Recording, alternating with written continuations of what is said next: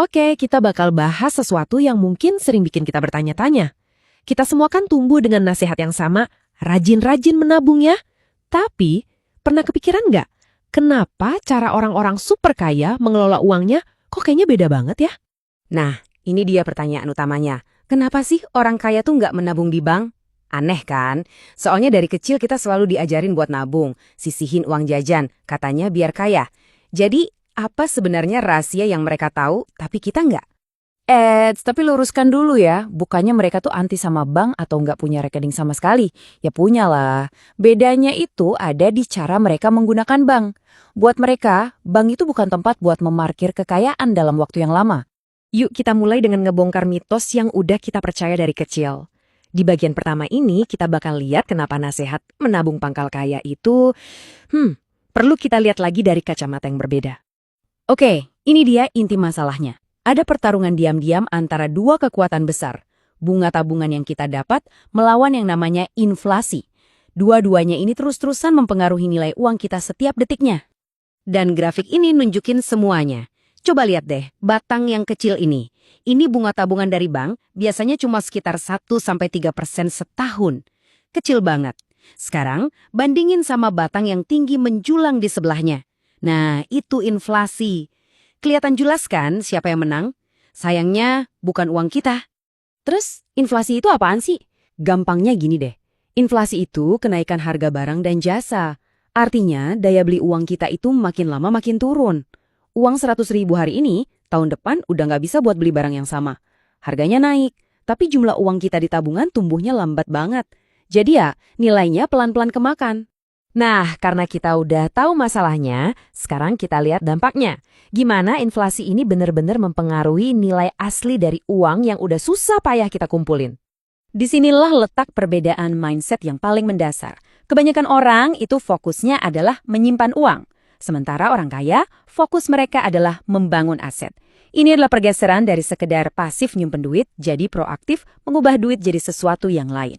Jadi aset itu apa?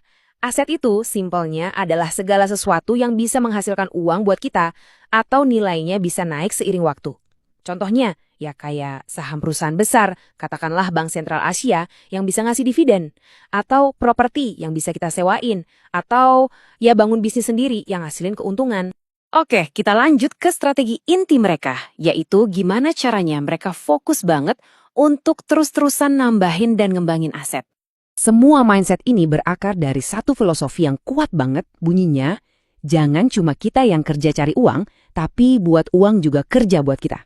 Ini benar-benar mengubah cara kita melihat uang. Dari yang tadinya kita budaknya uang, jadi kita manajernya uang. Coba deh bayangin, uang yang cuma diem aja di rekening tabungan itu lagi tidur, lagi mager, nggak ngapa-ngapain, nggak produktif, sama sekali nggak bantu kita ngebangun kekayaan. Dia cuma diem di sana, sementara inflasi diam-diam menggerogoti nilainya. Nah, ini analogi yang pas banget. Uang yang cuma disimpan di bank itu persis kayak bibit tanaman yang kita simpan di dalam kotak. Aman sih, ya, tapi bibit itu nggak akan pernah tumbuh jadi pohon. Kalau mau tumbuh, bibitnya kan harus ditanam di tanah yang subur. Nah, uang kita juga gitu, perlu ditanam di aset yang produktif. Jadi, gimana caranya mereka menanam uang itu? Ada dua tujuan utamanya. Yang pertama, menciptakan arus kas atau cash flow. Ini tuh pendapatan pasif yang masuk terus-menerus.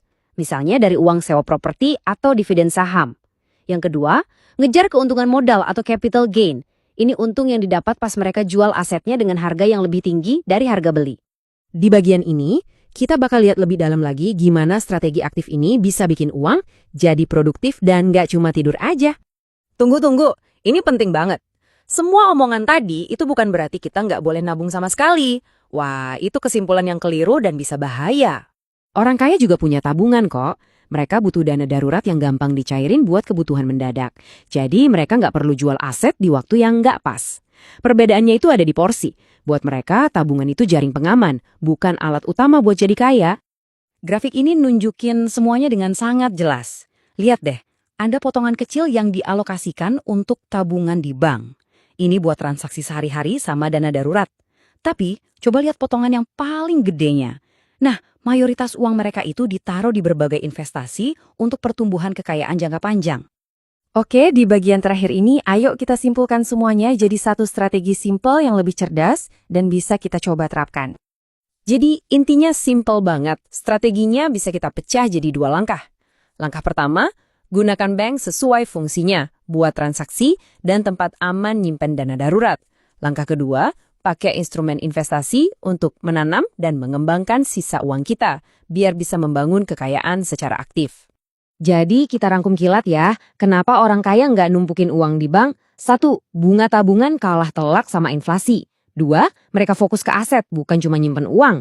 3. Mereka punya mindset kalau uang itu harus kerja, bukan diam aja. Dan 4. Mereka secara aktif memutar uangnya biar bisa beranak pinak. Kita tutup pembahasan ini dengan satu pemikiran penting. Kalau Anda cuma menyimpan uang, pelan tapi pasti Anda akan makin tertinggal. Tapi, kalau Anda mulai belajar caranya mengembangkan uang, masa depan finansial Anda punya potensi untuk berubah total. Pertanyaannya sekarang, siap nggak untuk mengubah cara pandang Anda terhadap uang?